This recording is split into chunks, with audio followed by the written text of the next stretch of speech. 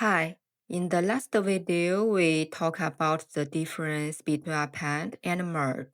Now let's put them together and build a simple reporting table step by step.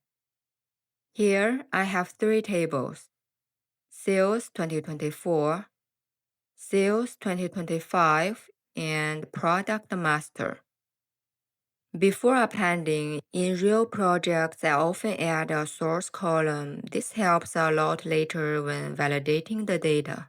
Go to Sales 2024, Add column, Custom column, Name, Source, Formula, Sales 2024.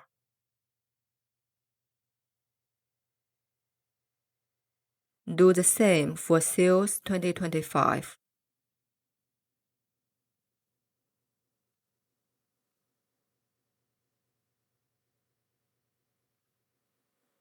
Now each row knows where it comes from. Next, I'll append Sales 2024 and Sales 2025. Go to Append Queries, Append as New. Select Sales 2024, Sales 2025.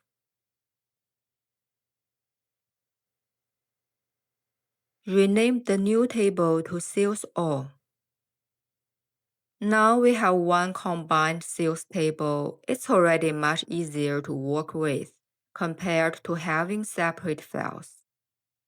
But we are still missing some useful details. For example, we have product ID, but we don't have product name or category.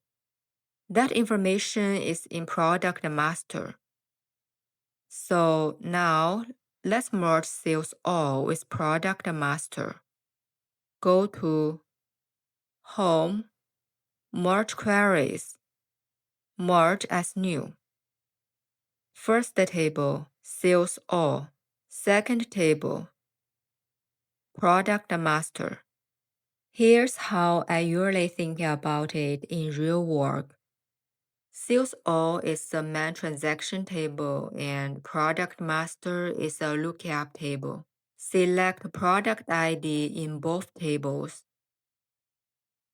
For join type, I'll choose left join because I want to keep all sales records and only bring in matching product information. Click OK. Rename this table to Sales Reporting. Next, I'll expand only the columns I need. Click the Expand icon and select Product Name, Category, and Subcategory.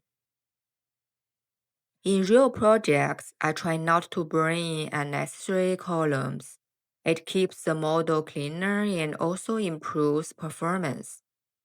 Now we have one clean reporting table.